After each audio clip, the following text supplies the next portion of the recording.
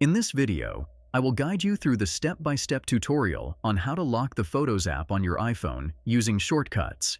I hope you find this guide helpful, and if you do, I would appreciate it if you could subscribe and like the video.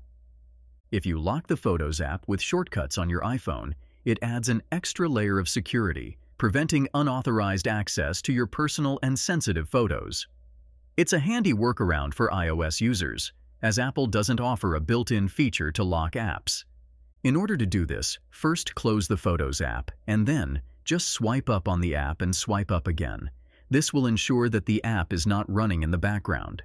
Next, we're going to use the Shortcuts app. Open it and look for the Shortcuts option at the bottom of the screen. Tap on it. You'll see a plus icon in the top right corner of the screen. Tap on this icon to add a new shortcut. You'll now be prompted to Add Action. In the search bar, type in Lock Screen and select it from the list of actions that appear. Once you've done this, press Done to save the action. Now, we're going to create automation. Tap on Automation at the bottom of the screen. Again, you'll see a plus icon in the top right corner. Tap on it to add a new automation. In the search bar, type in App and select it. You'll be presented with a list of apps. Choose the Photos app from this list, or search for it if you can't see it. Once you've selected the Photos app, press Done. You'll now be asked to select when the automation should run. Make sure Is Opened and Run Immediately are selected. Then, press Next.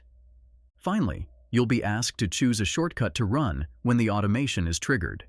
Choose the lock screen shortcut we just created from the list of shortcuts. And there you have it. Now, whenever you open the Photos app, your phone will lock. To unlock it, you'll need to use Face ID or your passcode. If you want to use the Photos app again, you'll need to delete the shortcut.